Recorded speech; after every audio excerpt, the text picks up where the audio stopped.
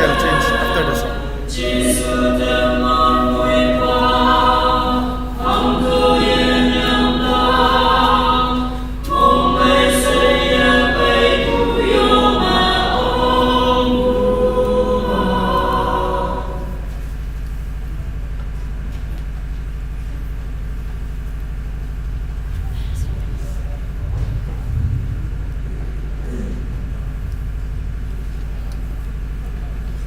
Yes.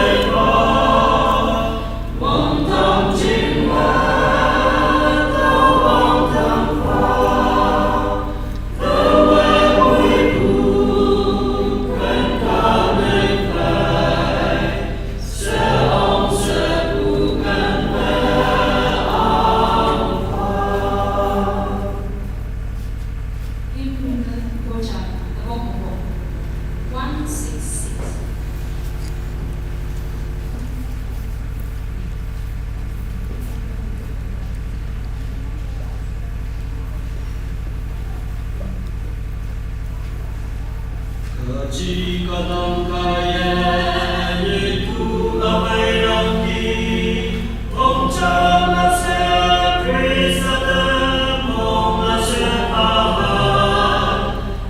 chúa yêu là sẽ tôi yêu đông đi ông cha là sẽ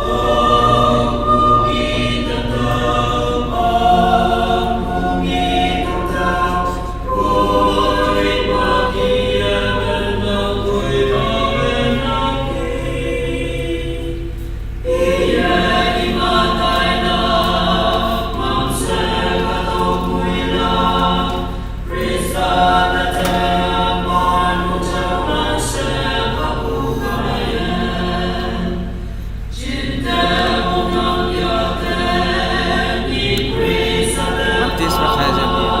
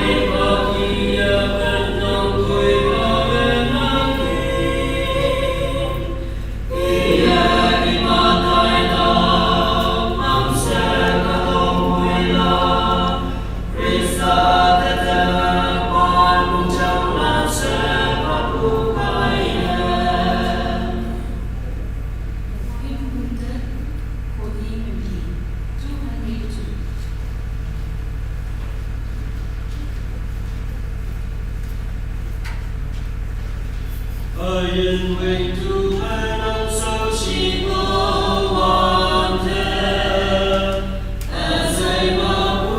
lỡ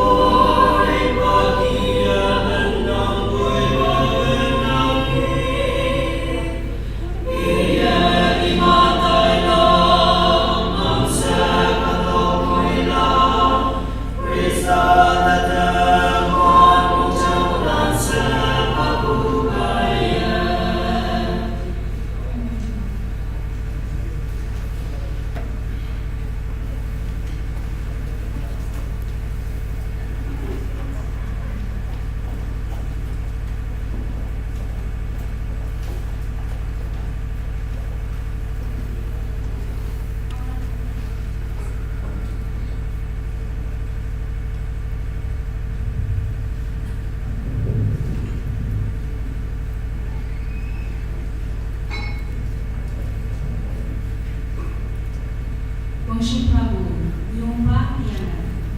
Umaynong suching kay Krishna Kamailan, yingkem ang yung suku kadalan, mulan na kawang ngayon sa China tanang, ngayon ito ba ipang may pado at sinesitaw na ninyo na. Umaynong yung ba, yung karili pa tuman, pang jimda oku, ano hatong nila Christmas time na mabong umaynong, mabong taong umaynong doon atong maulan.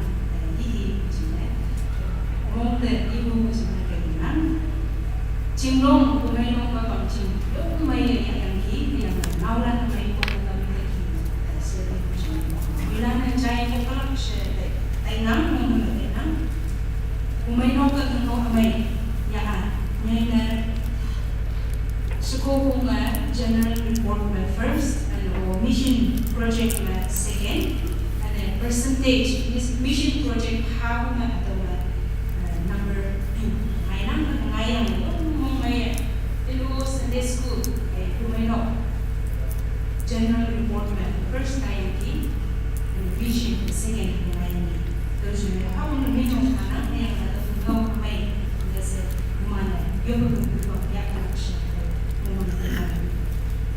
tining po function na yung individually yung mong tukuha tayo tayo kang pa na ngayon tayo siyang tango na hindi nga yung po ba yung huwag na mga pang siya tayo yung po ba akong siya yung lang tuloy siya personally yung po kaya yahama ko din ang pang siya mo kung kayo yung hindi po pang siya ngayon yung po kung naman tayo po siya mga tayo kang yung pa and then, pang show naman, mabong may not 15 yung muli, yung 25th po yan. Tayo yung may nakashow. Mabong may nang o yung mga may nang yung habo. And mo, wampin ala, and Christmas, salam, naulang China na siya po siya po. May nang katalang ng China na. And then, imana, ngawa, may nang pastor, phone na, hindi mawawala. Uminom sa chinto, sa uminom habay chinto. Naulan siya yung Christmas title. Title po liman, kawang mawala yung cake. Umayan, sorry case po naulan siya yung 26, may issue po ito title po ng China. China, naman mga to na yung China. Sa lahat ng naman yung show mo may pwede. Halaw naman ng China. Yan Yuknok Taidam Hihiman Tawag Mauhu Mamag Halaw tayo sa awo o yung mga kumainong kayo mapong taong kumainong ching lam ching o yubi yung sayang na kukuloy sa mga imagine na sila lang po yung dyan sa mga mo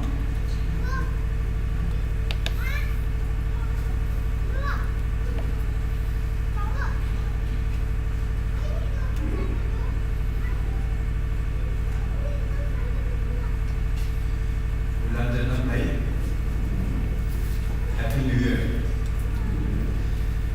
Awang bahagia, nada sebab kabahan jenuh yang yung may denam, mani po na yanam, umino katalan, kaya na hindi mo yung sulat tadi teman ko yung nungan umulang mani dia umino yanam. Mui keraki pangau ada dia mohimam na umusin kumaya apa bagai saya tanam. Umino katalan jinese Yuk noka ngawang buang pengung seusang bahan seusang dilak teman yuk ne jam orang lain si jam bangku yang kue bang yuk ada laka demo kucing se ayah angkat talana bahaya ngau laka demo itu pak acai Taiwan de umenok atau umenok cemnya ne se hama si kucing ne bayu pulang dan bagai saya tu hanui lain lebih ya apa yang Jalan apa ada dia baiklah tinggal saya ada bawa saya nak kawang ngau doa begini. Baiklah juman pada lokal juman jenis jamba long yuda mumai ngau mumai. Teman I som de minyong ab ay paya. Teman I de minyong hem loku mongmai ngawang imana. Baikay teman I de yuba kama hayang angak. Teman limba yungwan ba sisam yatuk singa hanjina iya teman kawang hayang teman na I hanyo na moku kakala hayang I ilan mona. Kawang Wikisiwa and Rokat, hymn number 178. 178. Yasanya li subsidio. Wala jam siyo.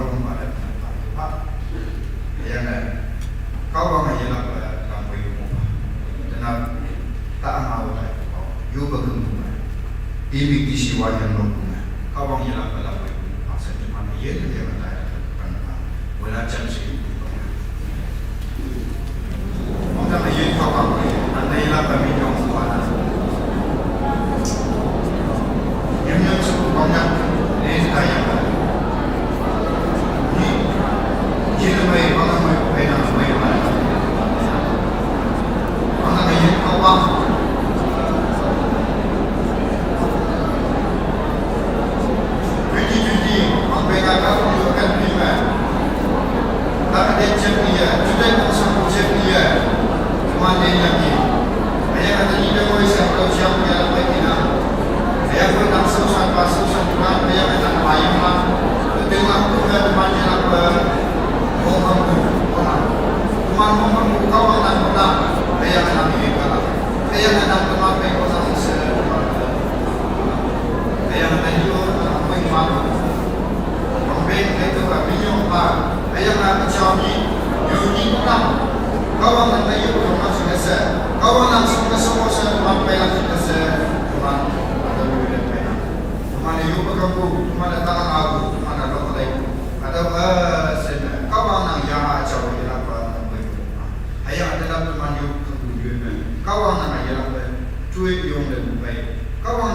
iman di bawah mencari yang akan masuk. Iman yen dia ada mandu karena kelahiran dan prestasi. Semua kita coba kasih bang. Iman saat misi bocor ini.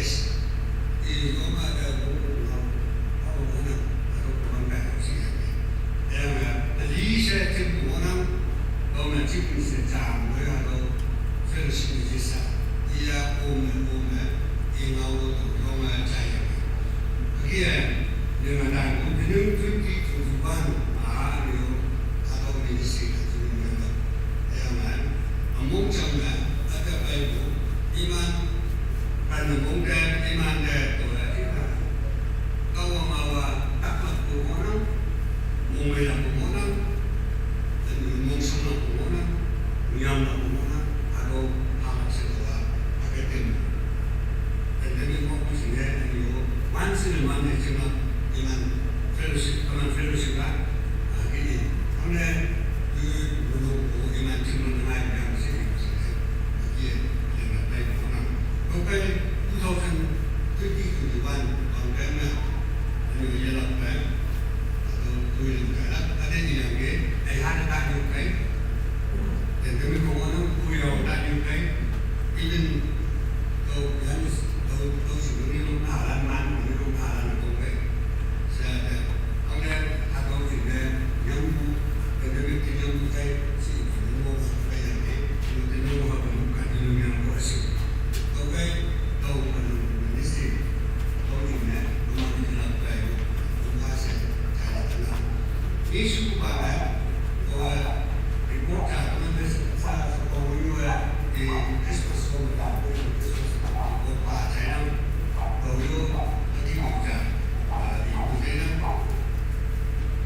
kalau pun bukan eksklusif sendiri bukan mungkin jijinya untuk orang kami isu cina apa yang lain atau rekomendasi sendiri chúng như có một vụ nào người chưa ra gì cả sẽ cái mình phá cây cũng cái sinh hoạt cái bằng chứng người ta mua cái gì ba gì đó họ mua cái nhà ba cái mà ông tâm tâm của họ có gì nên là ông bên cũng cái sinh hoạt đấy cũng chịu atau immigration meeting này sẽ chịu nhiều teman teman mình sẽ jadi tunggu gitu ya mungkin sebenarnya dengan oke orang dengar tu di 5 years ago cuma church jam saya orang dia mungkin tu ada orang kalau kira dia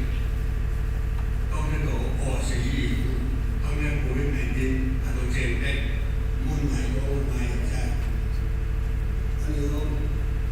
kalau saya itu mau orang saya cha mình phải mang cho tụi nó cái bao nhiêu họ gì một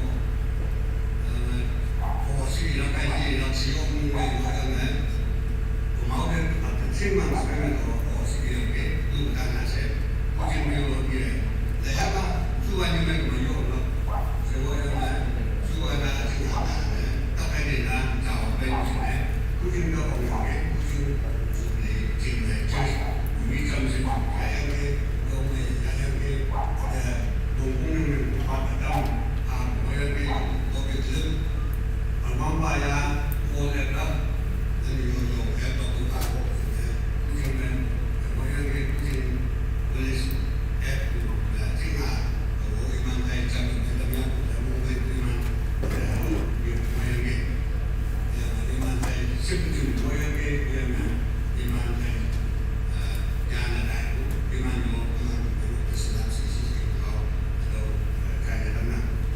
isu ada kalau ibu buat mau manusia mesti mana nasional yang di sini yang berkata mau percaya semua punya hasil atau menjauh sih kalau bukan buku menoplan hilang proses hilang proses sekian untuk mengisi hukum kisi benar buat ada di retirement itu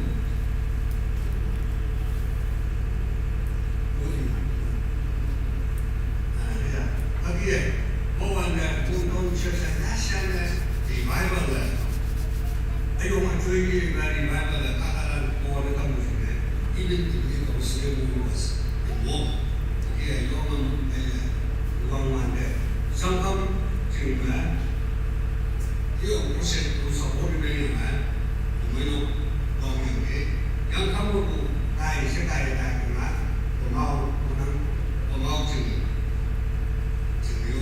dia proses tu apa yang ni,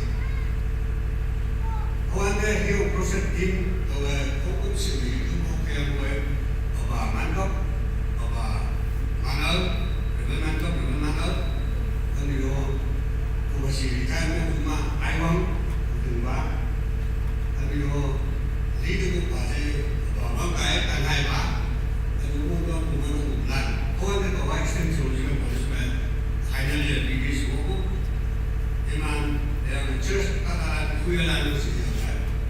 여러분 못 봤어요. 왕속 전부가 이만 마음다고 아직 사실은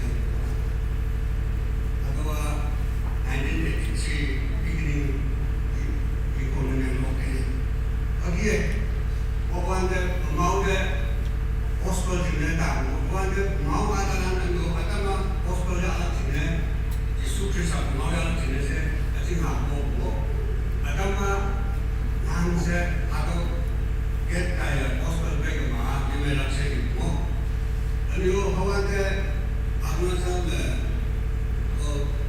religion bill pass ko kenapa atau gimana cuman itu belum saya tekan banyak ini aku nazalah religion bill pass oleh Kristen sendiri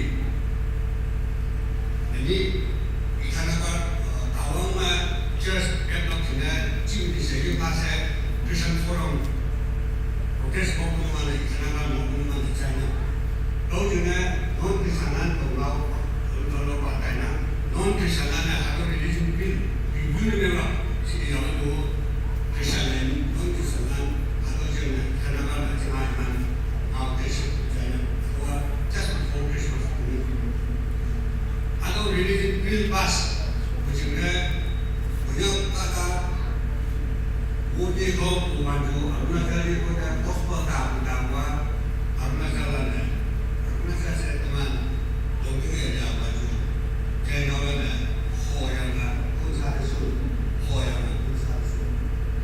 만약에 상관과 왜 보나이모는 하도 정말 거기에 뭐 공수 이막 대양은 거기 뭐한데 마을에 지역 프로세스 안 빠이브에 그 함내 빠이브에 완주주 마을 사지 아마도 만족한 아무 공연 마음을 지금 다만 이만데 소식만에 만족해 만이야 외발된 분은 인디아 역용을 차야고 또 좋은 해양을 바로 인시는 정탐난데 또 모양이 정탐난데 이용을 이거는 25years 이 소매 또 마음을 잡는 bây giờ thì đây là bà mang cái sai ông cũng cần anh tôi đang sổ xỉ và nó cần xí xỉ và đây thì mà để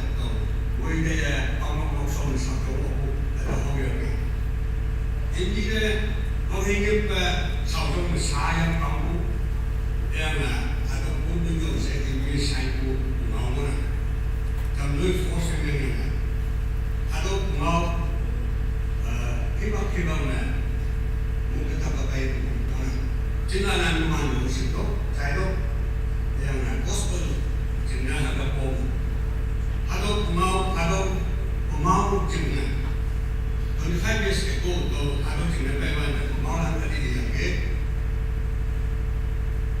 ada punya dapat ada revenant ini saya sosial macam mau kau bây giờ ini saya mau pusatong ông nó cũng được học thêm này atau mungkin yang ini saya cenderung ngayong ke dan saya jenuh lawan orang ansah atau di mana beli si ubahnya tolong nahan kuku nahan minuman tak dinasi kemana yang orang saya ingat iman atau adio ini contoh kemarin ini sekolah kami tahu kemarin ada atau jam jalan atau ini ada iman itu amai mukong juga ciri ini ciri Kongwa apa mana dia yang berbalana kaya malu ini tak ada sih. Kami iman dengan si kaya. Kemarin di luar iman nyata mau rumah begini apa? Saya tu mantap naik dengan sih. Atau mini Christmas ada mau. Yang atau pemau insiden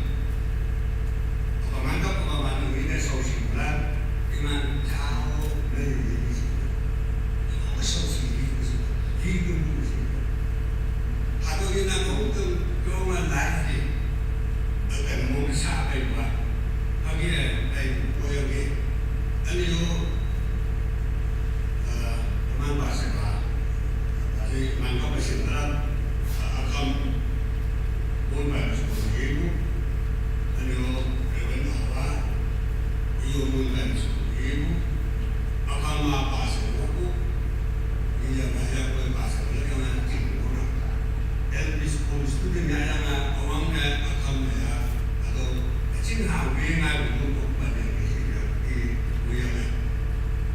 And you Reverend Hawa, Nahane, look at the solution by saying that you know we are here tonight. Hawa, tapi bukan tu yang nanti. Ayo nak kau itu benar apa? Saya anu ngau saya nak kau itu bukan kau itu bukan masih yang kau suka. Mungkin yang kau ni apa sih? Kamu ambil yang nak dapat. Kau yang anu ngau deh. Kalau dia mana tempat yang sini. Iya, kau baik ini tak. Saya mungkin tidak betul. Kalau pada saat yang betul ya, mungkin masuk langsung ya. Masih seperti ini mah, jadi seperti ya tak hidup kita ini ya terus main program. Lalu akan mah ya, kalau nggak mau ada pasarnya, kalau yang besar tu sendiri. Atau pemau disini kayak pemau tu aksinya, kawalan tu aksinya, aman kawalan tu kau aksinya jangan teman sih nanti teman ada wasiat saya di cari mau ai saya nak baik saya atau wasiat baik untuk baik atau cari mana mau Christmas bawa ada kalau jauh lagi macam ni ada iman atau COVID-19 teman sih yang dok yang mereka ada sedikit main atau sana ada sudah dan sedikit mana yang punya nama, dulu yang pun di mana tak siap tu hari ini demi baik boleh bersih tu yang ini di mana lah yang boleh bersih semula. Kalau lah baik demi tak di mana tu orang yang dulu servis dan yang di mana pun yang sosial orang harus cakap tu pergi atau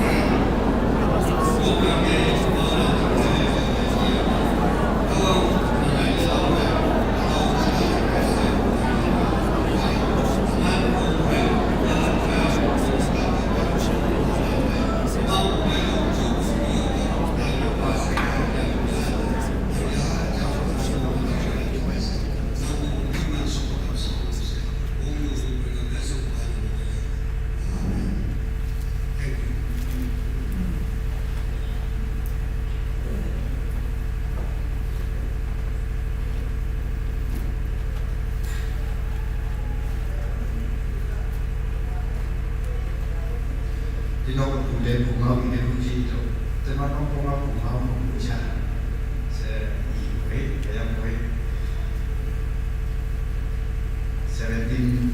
18th century Cambodia already đã xả ra một em cũng mau bị vấn đề quan trọng area do mà sẽ nắm như thế là mà chỉ đâu thì cái sẽ là sau nó sau trong các là lại một năm trong sự chế nào là một năm nên trả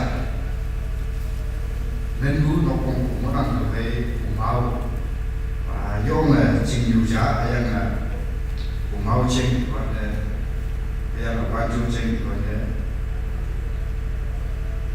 câu ông do mấy sự này đi mà aku là này em quay ba giờ là lắm nhá cái trong lá này trong xí lá này trang con nào baptist lá thì mà nó chỉ để con nó tất cả chúng mình lá này coi ra con nó rồi mà na mai con về để tôi xí qua sáng ngồi xem món này thì mà giờ về hạt đâu bây giờ món ăn do mấy nhiều lắm selu semai se kawan jeng yang mereka jenis teman benar panjang yang teman menok teman katakan responsibility ada ini apa itu supaya lancar nawan tam semua teman yang nak tulis jeng mana bangsa teman ponsau tahu dong yang di ada waktu teman ada insiden tahu dia mana kalau yang nak tulis mau mana dia nak kayu bunga social balance social bilang teman menok Christmas speaker na tayo jina sa teman itu tanya ki teman lili jina sa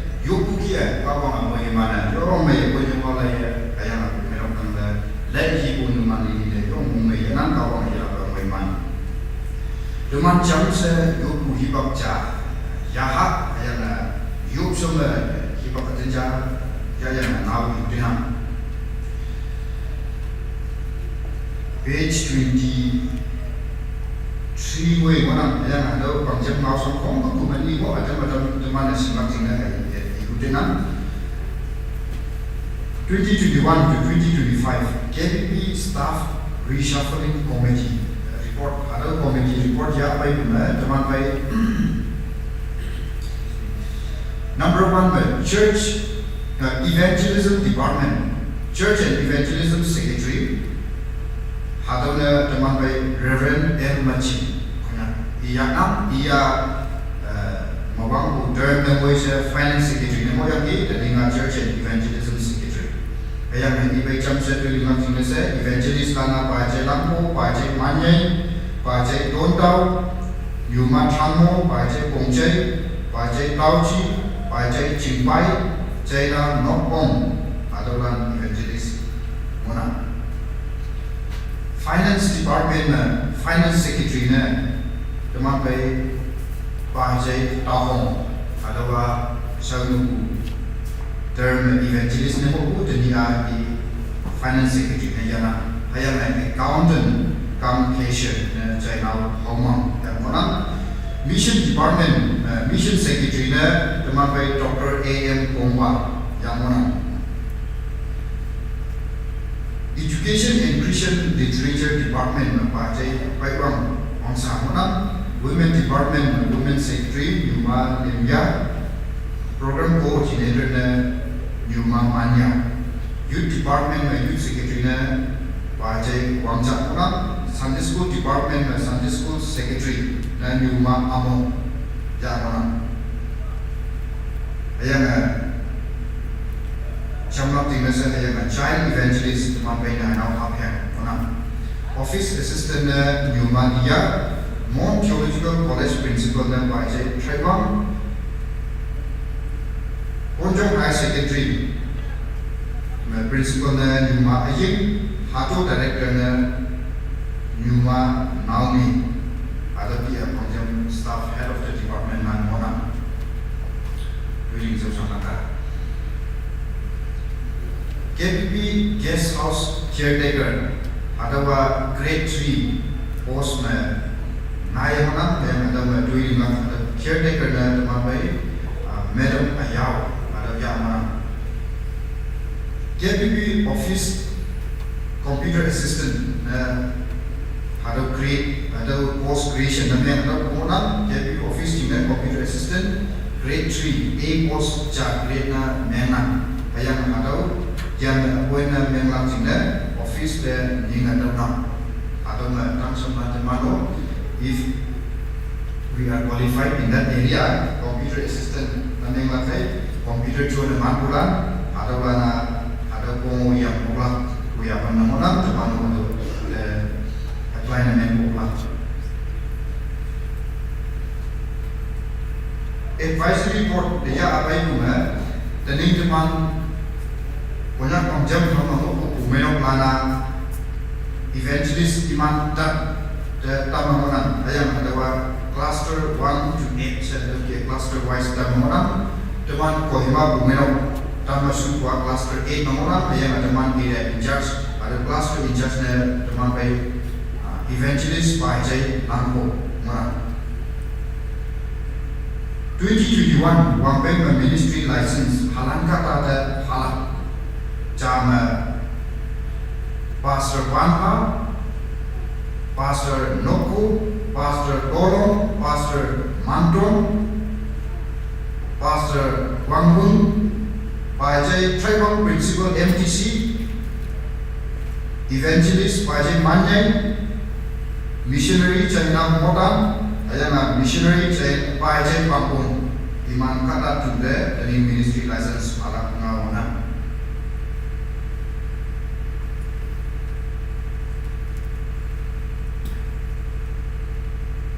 Tadi pastor interview mangai bulan bajai pi bulai banyak siang kata bajai ciong banyak ci kata bajai ci manung tamlo kata iman dan di mana yang pastor transfer posting type kongan bajai pastor penka jauh yu bajai ciong woi ciong bajai mokwa Zangkam bajai kampai, Jinglong bajai Hampon, Yanpan bajai Wangran, Lower Diru bajai Jimam, Mon Village bajai Bi Bulai, Tamyu bajai Ti Manung, Pungching Town bajai Isu, ada dia pasal posting dan transfer lain Mission mana sih mana tinggal saya China mission teman baik wajib Sabah inoka aku inoka atau tak ada jingase yang visa renew ni yang aku jingase 2021 wangpenga ada teman baik mungkin mulak China ni kita pasal atau dia ngamunam Indo Bhutan ada mission mana penjamaya yang memang 25 years umur jingase dan silver jubilee mana yang ada Thailand nama tanah Mabu ada resolution na orang yang ada teman baik soft copy teman orang yang teman menong katalan kok guru atau teman ada soft copy bilang atau cara teman teman yoku hibak ya puna meni yuyui no sama teman yoku hibak ya yang ni yang ada teman ini new experiences 2020 Wampeng nok sama teman juga kamu, wang mana ya ini? Ayah ini teman juga ada pray and fasting nok sama ya aku atau teman menong jenis new experience. Teman siapa yang pray and fasting ya aku, yo nok sama ya aku. Mana mau ya? Yo kakak baik, hidup mana ya? Mana baik se mongan ku yo mana? Yo baik ya apa? Ini teman hidup ya baik. Namun janji teman ya yang hidup. Namun zaman 2021 Titan KPPK teman pemeno ketemu. Namun teman I hoyaku sama. Tapi ada Titan ini sehingga saya teman namun zaman yulak namun nime KPPK noksalan noksakatalan sehingga saya yulak number 6 Juan Amai, ayana kalau ni mencimai yang kaya saya teman yulak, KPPK mungkin bulan cimai saya yulak teman umeno, teman wayu balan mungkin ada dua balan teman yen amai yulak, kau orang dah monghap tang sembilan, naik dalam bah saya teman teachers dan guru yang harus dokter dan seman kawang mengaku kawang singgu dan seman teman pemain jomna dalam bahasa teman juga. Tuan bayi banyak cahaya balan jika saya teman juga banyak cahaya balan sih pada keju KBBB yang KDSK KSU ada itu lincah sampai apa ada lagi saya juga. Now teman aku tahu kalau jangan ada gitu lah kayak teman ada mayuba atau short bulan teman choir director gue yang ada lain lana 2021 jika saya terbuka ada ngamu jika saya numan yokai yang ada teman Reverend Pak Masoku gue yang Masoku orang short bulan KPPK nok salah jika saya numan yokai ada teman Reverend Pak wang yang cuan amai yang tak pun uji mai jika saya ada bulan yokai yang ada building Allah jima short bulan KPPK maintain drilling bulan jika saya yoga teman ini yoga ngawal bahwa kawang dah menghap bulan sembilan naik nampak dari 2021 year of youth yoga teman youth jika special prayer untuk pemenang tapi kawang menghap bulan sembilan naik nampak yoga banyak gue bahan ada ngawal lempong yang bukan jam saya yoga yoga Haleluya, haleluya. Siapa yang kawan? Kawan, nama hebat aku. Itu namanya. Hangi bayo, saya juga ngomong bayi ini mempengaruhi mana dia. Dan yang ini mempengaruhi. Jadi dia mesti ada di mana jalan. Oh, kawan.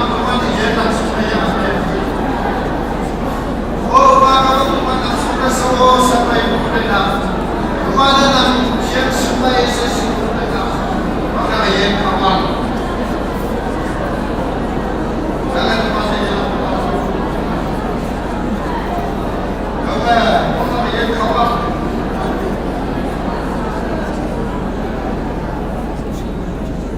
banyak kumpulan, mohibam, kemana? Aku tahu dari Vietnam, revival jalan, mission lingkang, junction nanti desa lingkang, women ministry mana lingkang, Sunday school ministry mana kemana lingkang, ayah men's ministry kemana, yok lingkang, ayah infrastructure development yang kemana lingkang, यहाँ को nak tamak desa nok tanda berdawai lingkang, fellowship nak nak tamak sebab aku tahu dari mana lingkang. Ada saya berkata dalam ayah kawan ada macam ayah aku kata lagi bayo banyak kumenok noksa boima kecil noksa kata lagi kesini kawan tapi aku pengen je nama jelas kalau aku cuman jadi aku pengen jadi kau sanggup pengen supaya biar kau pengen ayah aku tengah aku orang aku pengen noksa kata lagi kawan yang jalan kawan yang simba, hidup sahur makan datang, orang nak jadi kawan. Tuhan sinan, mahu Tuhan kata, yujok hakago balang menam. Kawan lain yang berapa pun sang orang.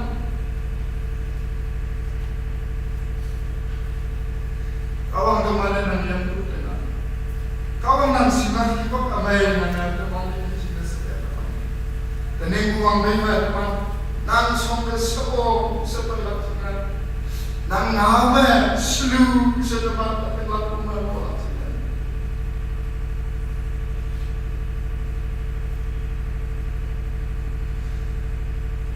kau hebat adventure hebat desi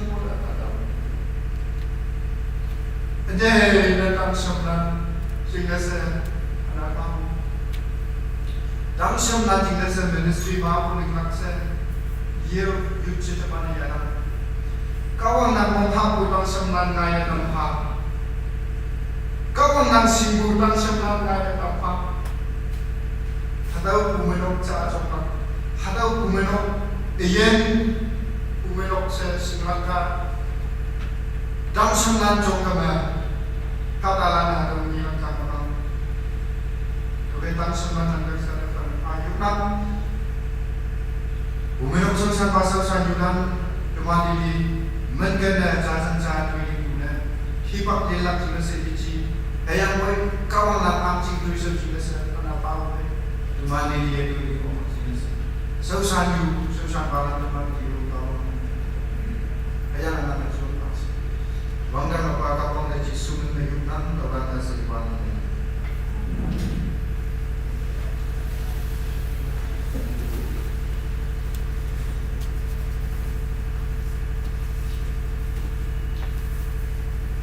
kawan dah tahu aku di pemuat, memang kamu tahu, memang tahu.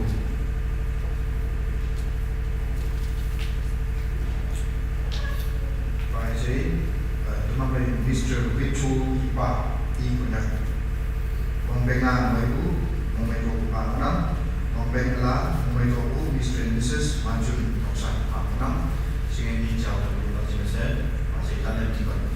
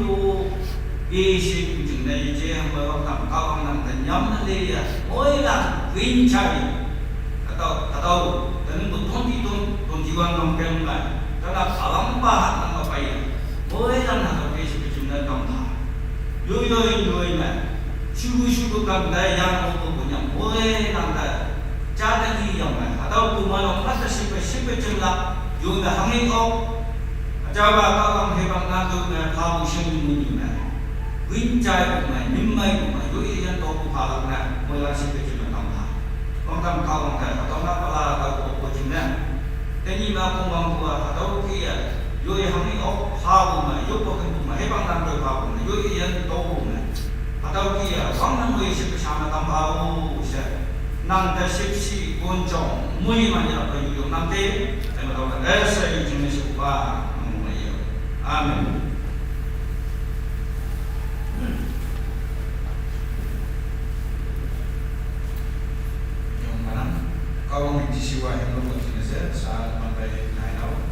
William yang anak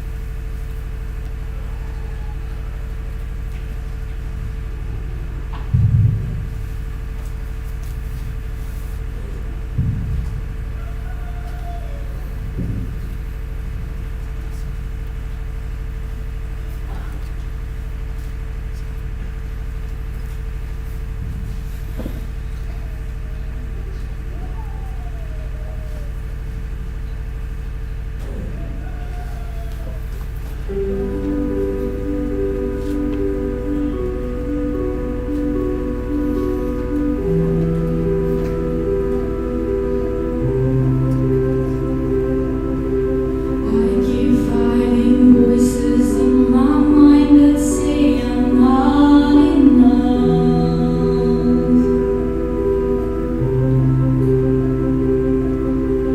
Every single lie that tells me I will never measure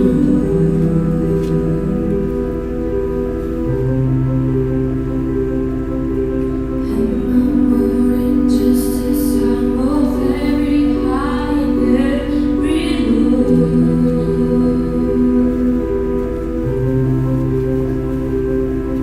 Remind me once again just who I am, because I need to know.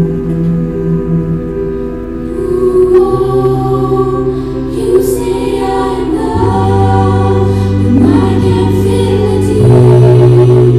You say I'm strong, but nothing I need.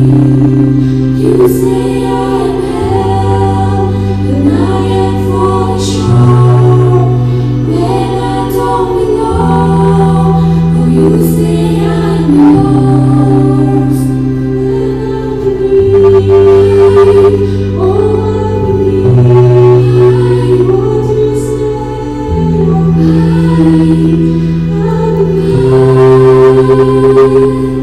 The only thing that matters now is everything you think of me.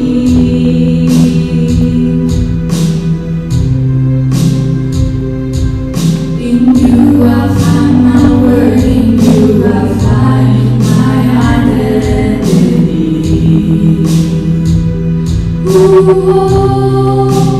You say I'm love, and I can feel it deep.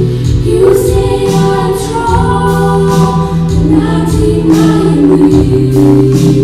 You say I'm held, and I am falling short when I don't belong. Oh, you say I'm yours, and I believe. Oh, I believe what you say. Oh,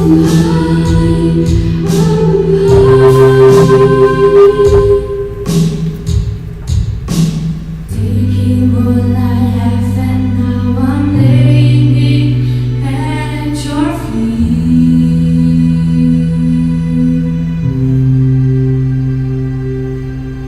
You have every failure, God. You have every victory.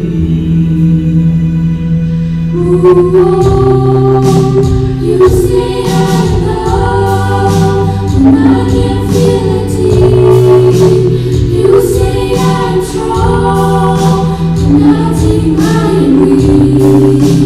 You say I'm held, and I am falling short when I don't belong. You say I'm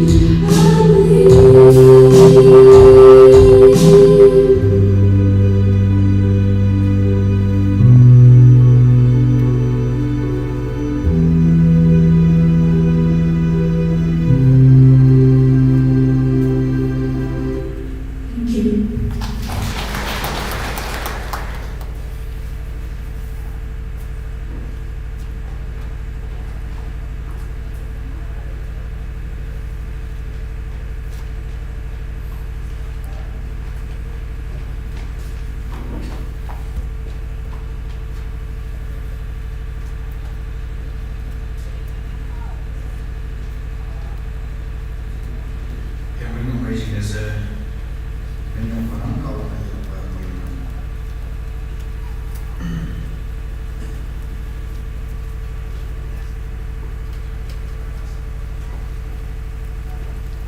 2020 dalam perjalanan ada orang dengar jadi saya more reflect mana si diri dari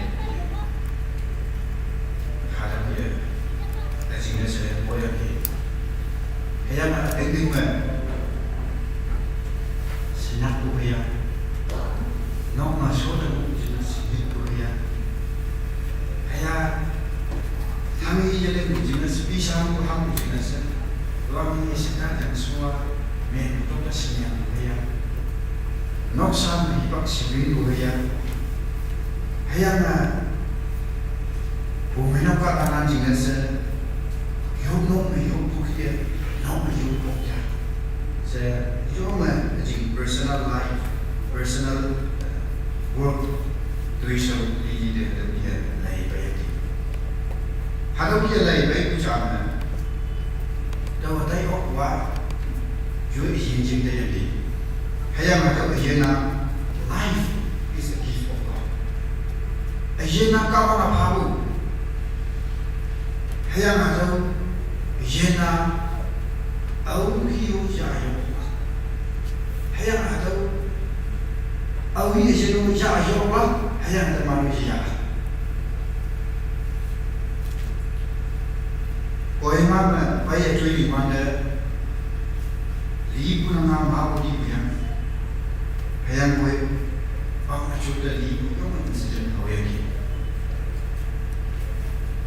aku palana mengapai di cai baik aku lepas lekau aku yang ribu atau dia dibaca atau dia baca asal ada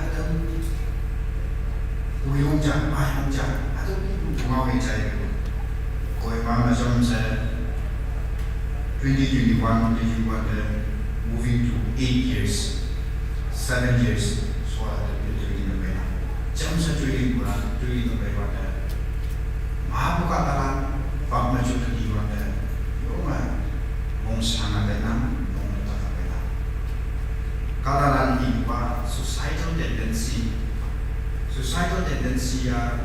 many of us face. Maha bukatalan ang adult societal tendency bayan sa ina. Now yedi japa if we have to talk individually and personally. Maha bukatalan yes I face. Dewa hawiyaki ada kiwasa. Ada kia maha bukatalan. 2020 was a hard time for me. It's in a hard time. Why have you brought me here? Nana halo ko himama. Wala ko minong ba during so sanak sinasa. Hayang halo yang moral sinasa. Hanga tamu. Se maha ko himama yung buong dinaki. Mongsa ko himako moyaki. Hayang boleh ada tayar baikku. Hayang nak ninda agenda reflect ameng lagi pada life is a gift. Ini nak kawan babu. Dan ada agenda jajang jadi ngomong. Ada agenda kawan jenis saya harap ngomong. Saya harap jelas pada itu.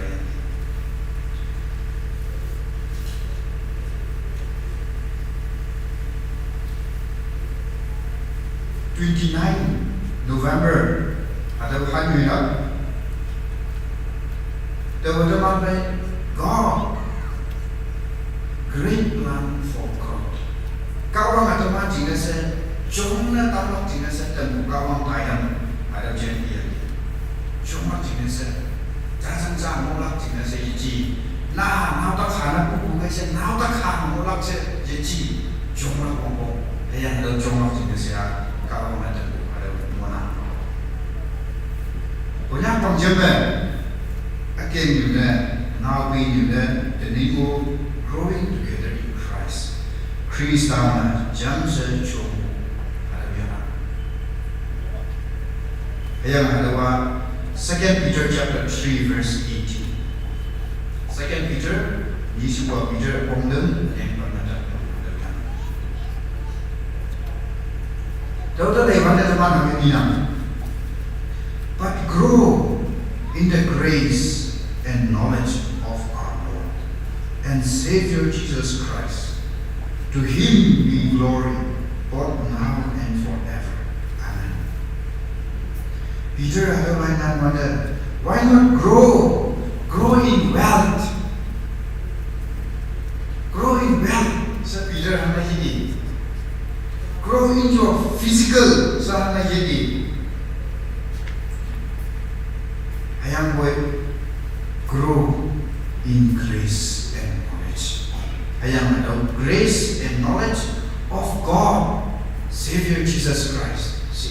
Kawan suci ayam kawan kunjung jomdo Yesus Kristus sejauh ini mana? Dapat dan apa ada yang punya nama macam teman ini jangan lupa percaya dengan. Number one, the Christian calling to grow. Christian calling to grow. Christian kabalana nikwa kawan nikwa nikbuki yang morak jenis aiji. Ayam boy we are called to grow. Kau orang mana jomak jenis ya jomak jenis teman ibu saya teman ini. God has given us everything through Jesus Christ. Bible telah mana teman ini ada orang apa bicara. Ani sebuah bicara macam. Kau orang mana kau kemudian. Kau orang mana ian pabya, hajiman pabya. Jika nak semua orang iman apa teman-teman ini apa? Kau iman atau nak jingman macam apa ya? Di nak jingman ada saya yang apa yang saya. Hayang kau in our home name we have our own name. Teman jika kalau terlebih pada teman jika nak jingman mau apa? Ada kata jika saya ada dia jimin nuk semua orang duit pan duit na, ayang lingin ayang doloi merah nyui doloi na ber hangkai sih, lama siapa lama orang, dan aku yuk Taiwan dan kata sapi dan pergi Jackson bukan stand si, nanti batai ising, ayang boleh tahu dia lama siapa lama orang, yui sama orang jenis jenak. Kawang yang cuma ada pan, kawang yang cuma ada pan. Hongkong panan, Asian panan, tujuh lima sangat tujuh panan, Thailand panan, hayang ada dokter, Asian tu lah, jenis tu Asian tu lah jenis Yesus Kristus yang panan. Hayang ada orang yang bilang, mahu tu lagi. Ada apa? Sampai bukan no, tapi ada apa ya? Iya, ada yang mana pun ada parti no, namun orang sini saya angkat, ada banyak yang saya habis jah, harum jamu, harum demana, jenis bukan orang sini saya, kalau na harum Yesus Kristus, demana sini saya harum. God has given us everything. Hayang ada kongkong hayang nikmuna. Kau ada mana ni pun? God has a policy of give and take. Give and take. Ia tu mana habu, hayang ya si ada tu mana ni. Hayang ada ya Allah jenis tu mana nana bongkong. Bible ini lewat ada habu ada jen Kristus menjauh jen di mana. Kau nama ada demokrasi yung chun madu kawang yamo se katawo dayaki. Hanga, He has given us a will and opportunity to express, to do our whatever and what we should do. Ia teko kia sahaling gap se kanga hadap ia lingap se hadap ia yonga authoritative hadap yichun kawanga hayang boy yonga democratically ia tumande I will do this, you also do this. No, the hadap in morning na hadap boling kai se kawanga tumande habu hadap tumande. Kawang sa ayo kia, katong yudueran, katong yu, katong paabu, semanabi paabu roda, Iha Jesu Christ au hayang. I'm given even my son, and therefore now it is a responsibility for you to receive it. Hadaw yaka, hadawa demanda paabu. What a shame it will be if we don't know how to receive it. Katalan ini kau kawan dan ngalu lagi kau. You balan atau mana dia juga boleh you balan. Katalan ada mui masama menyaksi dia. Ada macam you balan ada dia bulan mana. Nah ada kau. Ayam lain harus kawan dan ya kama thank you sih itu. Thank you sih itu.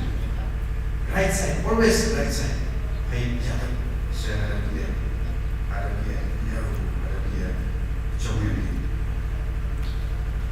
Kawang ada mana hasil dan atau yang ada what a great loss it will be for us. Hayang atau yang ada how can you and I grow in Christ? No, Kristan cuma ada papu atau Kristan jauh lebih mahal. Kristan teman hangga cuma without Christ. Teman Jehovah, the way Christian calling to grow. God has given us everything and even Christ, and through Christ, teman the change begin hana.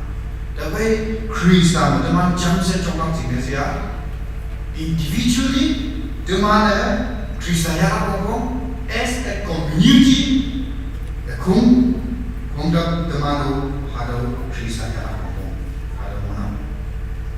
God has given us a great promise, a precious promise that we may participate.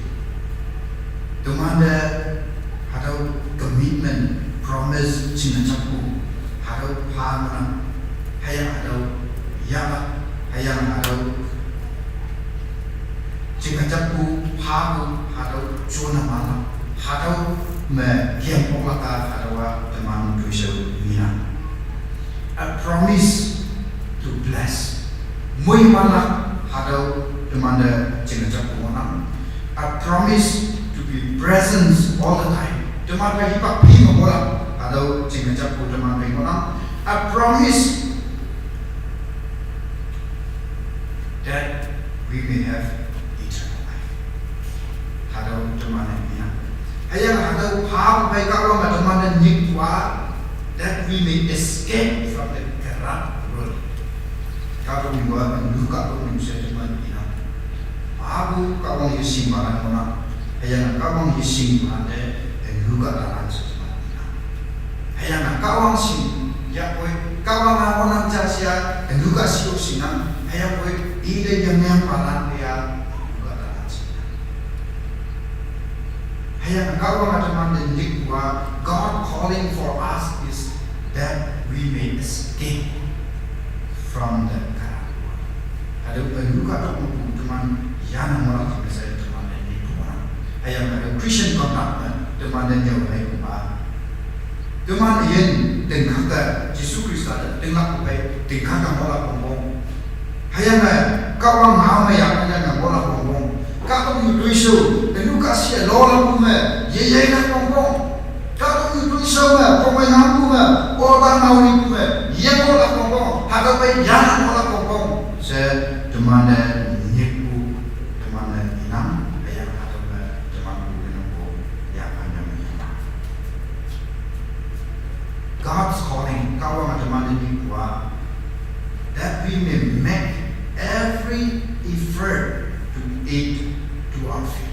teman tinggalku hadau cium nak cina saya teman ini.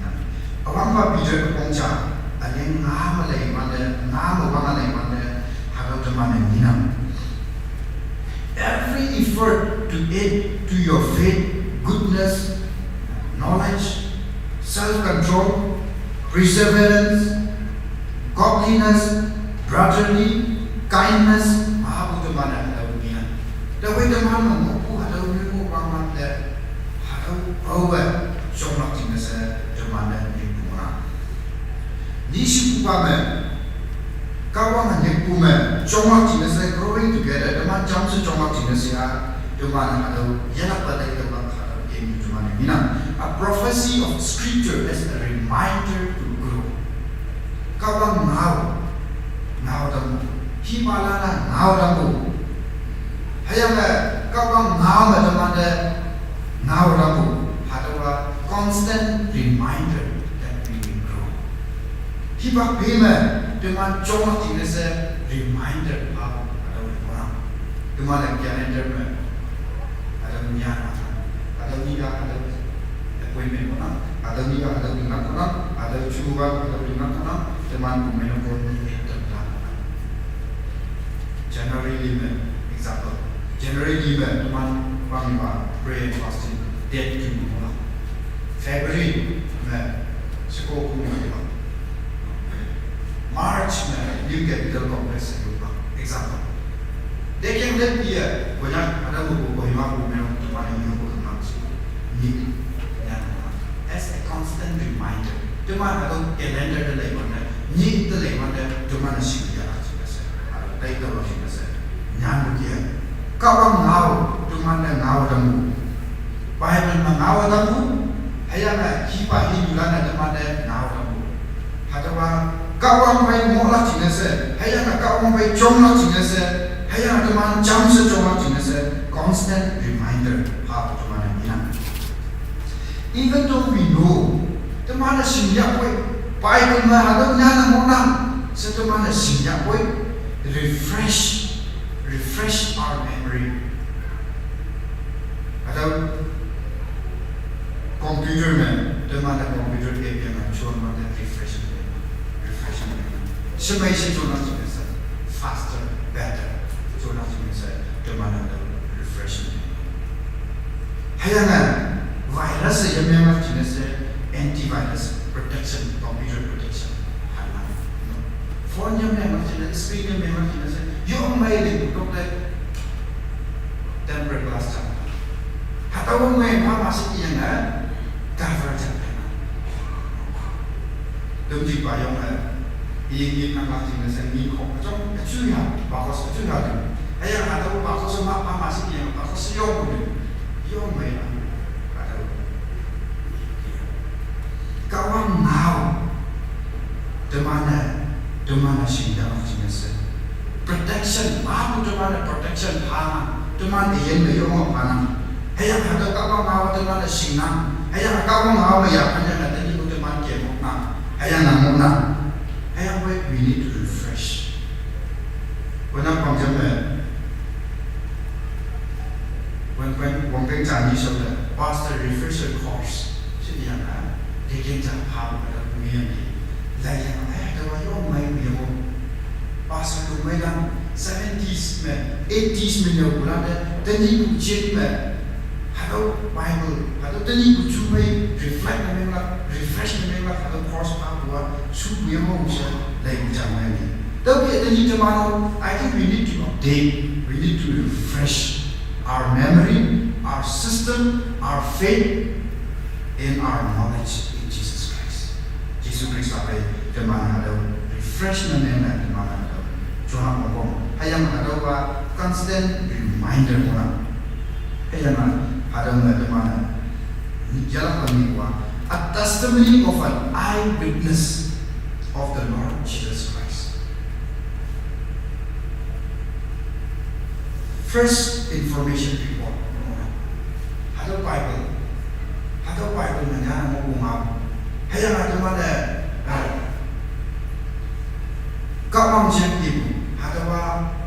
We are not talking about the second person. Yang berhadap dengan first information report.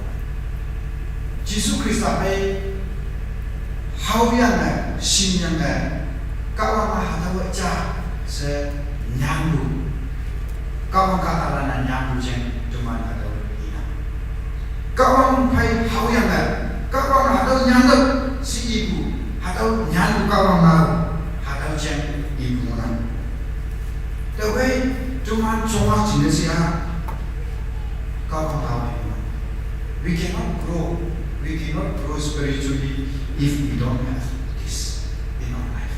Bible teman yenam dulu memang teman yaham yejongfa. Maybe nama hari hak pujian se pembentak mana nam no bau tu pujian se you may grow physically. Mari jika nak contoh mana mau contoh. Pungsian tu mana pujian se singa incuana mana hakalunga contoh. Ayam boy hakalunga change pun ihenjina tu mana sih mana. Ayam change pun ihena hadau acha lajak nama kawang nama. Ayam hadau kawang ngawa. It is not a second-hand information. It is not a story created. It is not a fiction. It is a fact. It is a witness. First information report atau yang teman-teman. Dawai hadau sakit parah. Kawan bayi hal mana? Hadau sakit parah. Boleh. Jesus Kristus apa tahu? Hal yang bu. Hayang hari yang mainan jah. Jesus Kristus ada sebsina tapu. Tinggal parah ada sebsina tapu. Hadau muaye. Hayang pun tinggi tu Jesus Kristus apa? Hal yang bu. Dawai hadau Jesus Kristus yang bunyi nama. Boleh ibu dia Bible mana atau iman atau ni jun atau sakit atau teman-teman. Tapi teman tengah pun teman colak jenis teman jam secolak jenis teman tengah buat Bible ngomong. Prophecy of Revelation not a made up story. It is calling for us to come. Bible atau hibalana iman ngau, kawang iman ngau, hadau ngau demana siapa nyambu ngau, demana papu ngau mana, hayang adawa iman hibak kawan nyambu ngau nyambu cici, hayang adau kita mau siapa se nyambu cici, saya dia kawang demana constant calling, kawang demana kanu cici se nyepu hayang adau sakit. The time of testing made good Christian a great Christian. Apa tu kan? Ada macam apa yang teman, maybe we are good Christian today. Hayang boy kawang ngau, maya hanya mo, wanda tokatan Dubai, hadau kaya bok, hadau mayong bok kama, we can become great Christians. The faith of a good Christian is made stronger.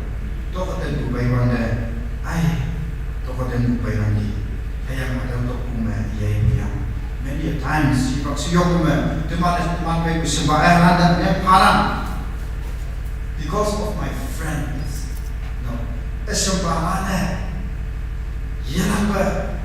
Yalapa, iku nohoi, ekbar khadu iku nohoi. Ekbar kurang tu ikut apa?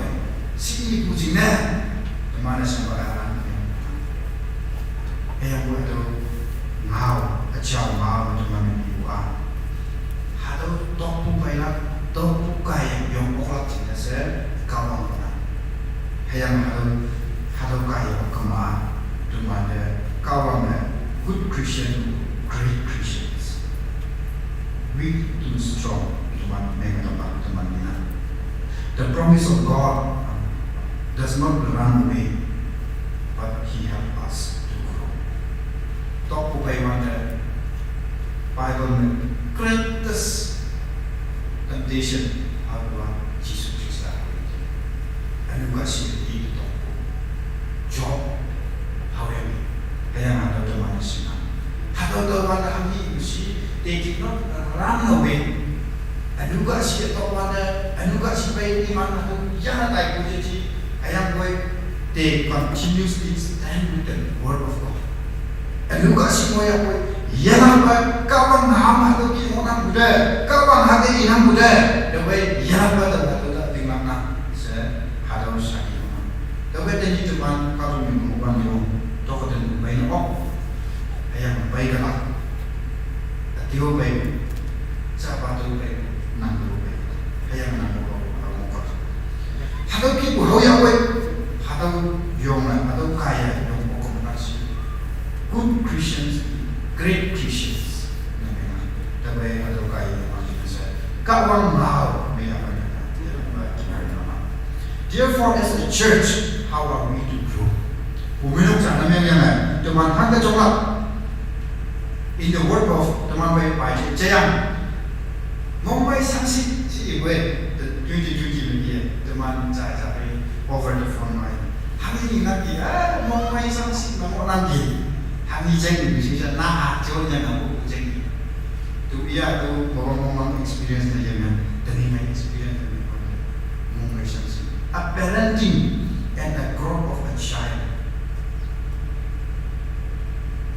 parenting si wanda new bana memang cuma nahan anda bau nahan anda dia usaha ini many times iman usia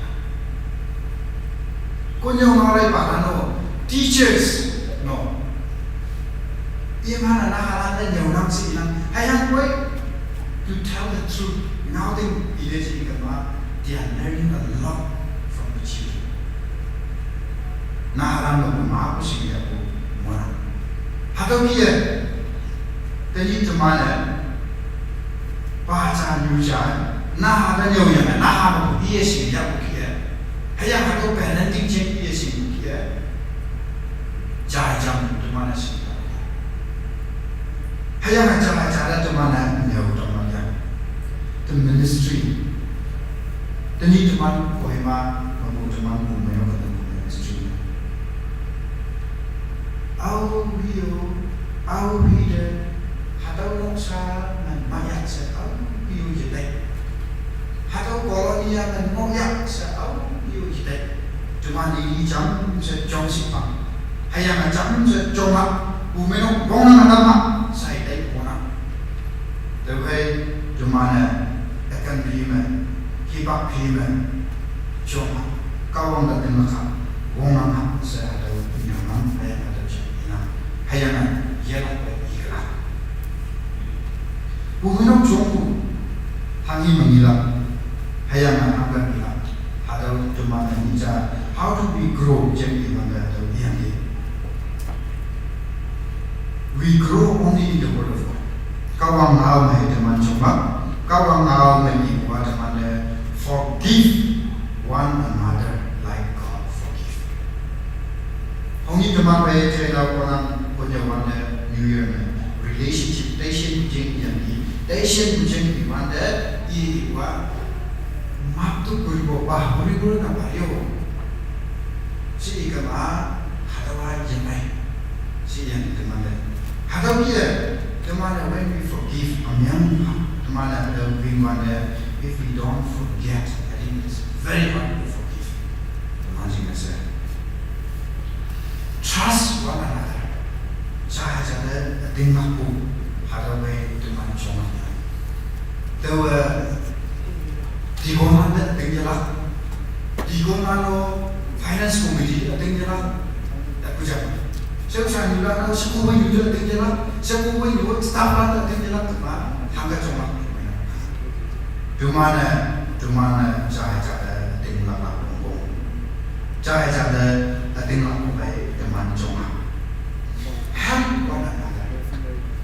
Cuma cara lima aku ada maiku ada minam ayam ada berlima ada sama penghuni ada iwa sama penghuni banyak sih ada jaga baik bunyi yang mainan jaga no banyak jenis jaga sanksi orang itu lagi jenis cuma siapa yang mainan ya apa kau ngawal jaga cuma jenis jaga cuma jenis jenduk cha cha lam hau do se ina yung mai na simbara na ma pu anda na polo na very challenging there were comparing cha 2-3 years ago tăng xem nan mai na wa youth director NPAC exam pha ma ha form of the film ne ma i ka ya no ma ne i la yo to ya ke te wo i ke ne se ada ku cha au hiyo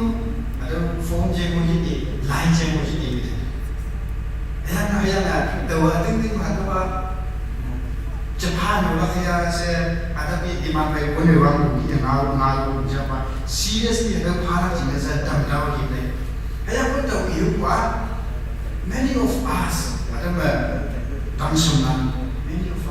many of you are very good, better than many of us. Jaya bayi orang, ada mahu tang sama bayi, nama mahu dalam yang mana. Tapi jaya jaya teman jaya ni teman pun kata kan mau bayi macam ni, ini tempat macam ni, lengah tempat macam ni, lampu, ayam lampu. Commit to one another. Commitment. Ada commitment yang commitment ada apa? Dewa ada lima. Dewa ada panam. Kawang dewa nanti ada lima. Dewa ada panam. Dewa nanti nasi ada lima. Dewa ada kan teman cina saya yoma. Tawa nak cina saya yoma. Ada komitmen jaya hapu yoma bombong ni. Teman jam saya cuma cina saya. We need to have a common vision. Ayam ada team building. As a team cuma cina saya ada vision, common vision yoma bombong. Tadi teman pumio. Hatau yuk no, hatau jat jadi, hatau nok salam, hatau mai sekolah pihak saya, naik pun lebih maaf, temana hijau. Hayang koi, keman vision mo koi. Wang peng apa koi, wang peng pan koi, hatau ki mola jauh, jat iya, hatau ki game maka jauh, si ibu jude, ngomong kama, teman cuma. Hayang hatau jude deh, teman teman cuma. Được rồi.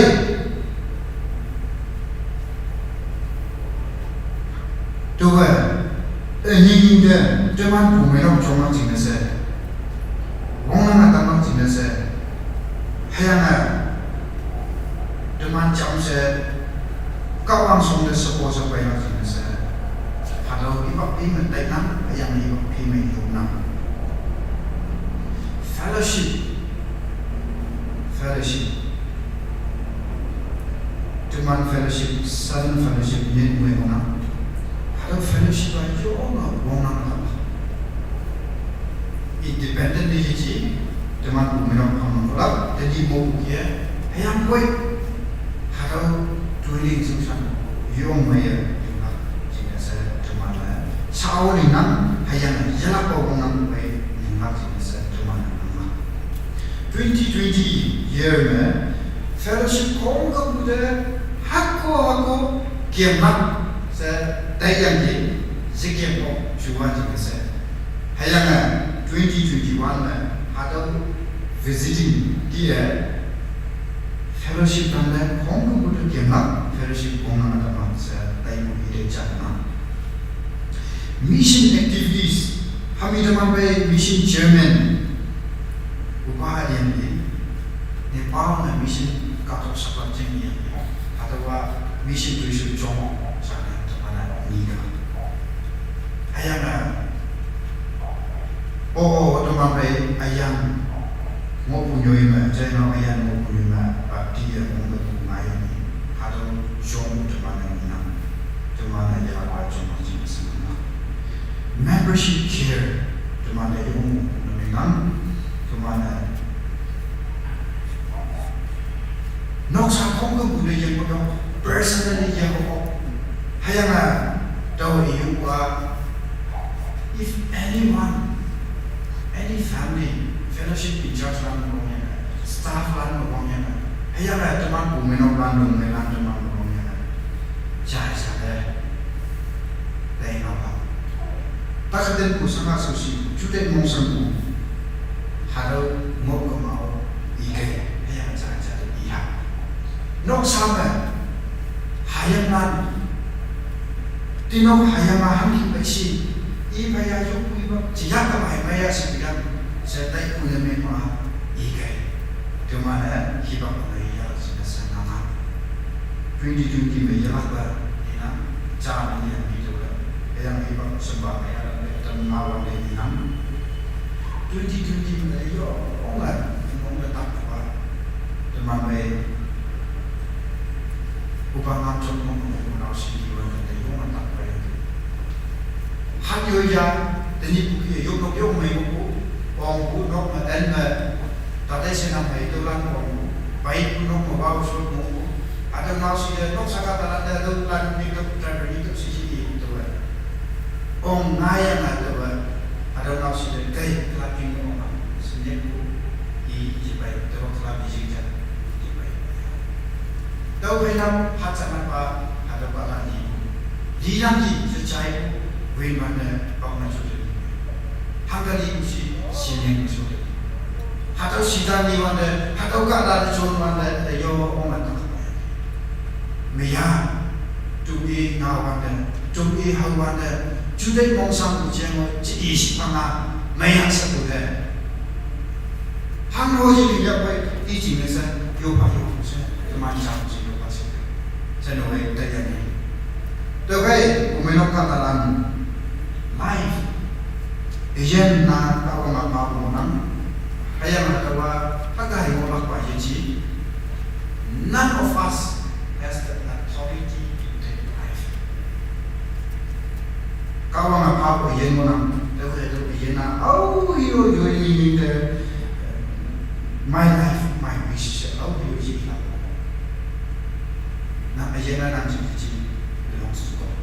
God has already paid the price and bought your life. Kau ang nang iyena sakat na. Atawa nang jiji kau ang jina. Hayang ataw kau ang jina joma tama kau ang joma tama atawa atin mo na ihile mo na iyete ataw tulan jana. Dawai tinglah kuma wong nang mola tibese jahai jao wong nang tama sinoi tama jude mong sang bumo ya kwai iha. Achino yo pa Tawa hibak ni mangong ma kumenok ka ala na yo mong ma dena hayang kumenok no mai lan da wala bi abi tinok ta yo na pa wanda pastor ijasha kai hey tawa ko hima kumenok ka jing na ni sina tawa yu plan na we ko tia ko da ta ya bi kumenok ko la ka ha ga tawa ha ni sina hayang ko lo mai lan ku ma na tu so ga ta wa cha yo atau kiri gayo se constant reminder constant teaching hapo me pa te wo yeji numan ada bumeno khang ko bulak atau nyo sa do ya la pa ta do now pang yu ha da mangi ni jamwan ni nam a chin do yu pa ni no nok sa chin ja yu pa a chin ne pan yu pa hang ne yu ma si ko pang yu ha bulak kai numan ni yu pa ta wa ya ha Lumana yo ko ma staff na lumana ha chuma. Lumana yo ko ma lumana ha chuma. Au yo yahana hado lumana. Jahai cha yo ku wong hong ne chi sa au yo chi yo. We all need prayer support. Jahai cha yo ku yo no wong ne na. Lo hey English saying if you want to go fast go alone. If you want to go far, go together. Yang yo mam sa tayo ko ma nang sa tayo. Hayang yo chaya tayo ko ma jam sa tayo. Si mo da bi si da na sa na. Hato kiya teman umeno. Jesus Kristo ating na kupay. Go na kupay teman kemao. Si ibu ma. Mam sa kemang sa kama kata jaiye. Yung no ala biya hayang boy long term vision mo mam sẽ tìm nó bài gì yêu người tìm nó chạy tìm nó quang cảnh ăn chừng ngồi ra thì sẽ Jesus Christ manju sẽ hạt đâu của mình ông sớm chừng nào yêu người nằm đó voilà rồi vậy điều mà này chạy để quang nằm đâm mắt chạy xin lỗi đâm mắt yêu bị chính sim si ngồi ở quay xin lỗi đâm mắt yêu bị chính sim mà yêu cụ chạy đâm mắt để gia đình ông phải yêu được bây giờ sẽ inok ta vina hay là inok phải chứ yêu ha hạt đâu khi yêu của mình ăn xin hay là để gia numan bên trong sẽ đi khám được bây giờ sẽ hạt của mình ăn xin hay là hạt đâu khi hip hop ở đây đâu của mình ăn xin để gia nằm bây giờ nằm bây sẽ ngáo của mình ăn xin để mà chăm sẽ chụp nó esa ha để vợ đi làm một năm sẽ một năm sa chụp esa ha chăm sẽ chụp nó thì sẽ chăm sẽ để mà tụi chăm sẽ tìm họ sẽ trái cho sự được được vậy là nên cố gắng bên họ giờ là vậy tiếng là cũng một vòng năm vậy thì mà kiếm được họ sẽ có vòng nào thì tầm năm cái vòng yang mới đủ nhưng mà chỉ sự này hạt đâu giờ nó sẽ vòng tầm nào như vậy ông em mình mà sẽ đâu tầm nào có vòng nào vậy thì mà đâu vậy mà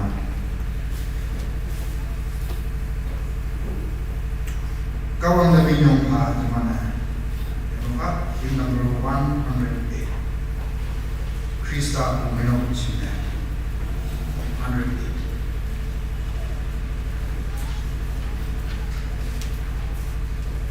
Baca punya memang macam sini. The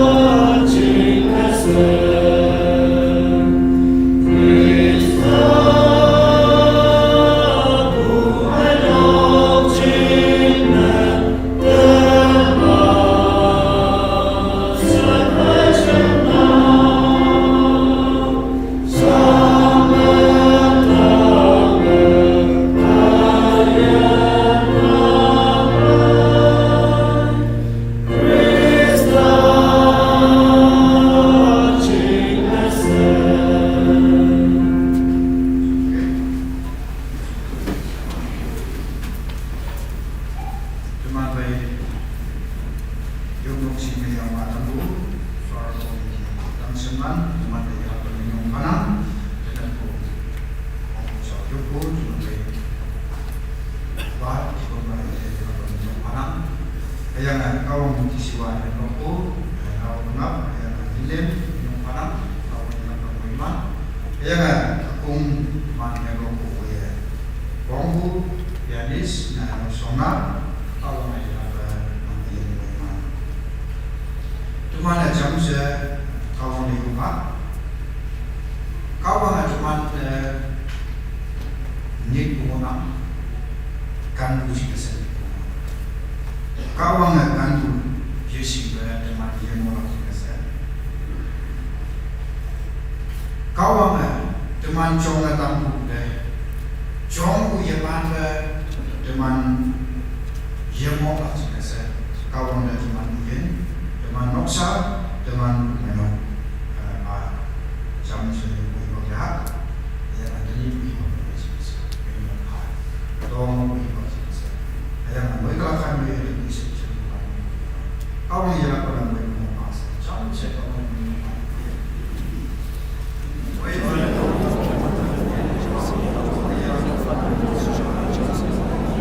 Kawan, nama teman mereka. Kawan, nama temannya. Kawan, kemana? Konven dengan dia kemana? Sungai nama apa yang berjalan kemana? Sungai good actions, great actions, great men and women of God. Sejauh mana? Sungai orang yang kawan. Maaf bukan ada yang tahu orang Singo balada, yang singo balada, yang tahu yang orang ada orang dan orang yang teman minum, teman yen, teman singo yang kawan, nama yang teman tahu, nama tahu kaya teman yang constant reminder teman yang yang macam ni, you want to grow, yang macam tu. Nama tuan yang lebih kawan yang kawan, orang kelah ada orang kamu bagaimana kamu jenis. Mereka tu hati, mereka hati mana. Yo tu kamu yang macam sesuatu cepuman mandi. Kawan nangakan, kawan nang subsi, jauh dah hati mana. Orang dan bapa orang yang Yesus ini nak orang nasib orang.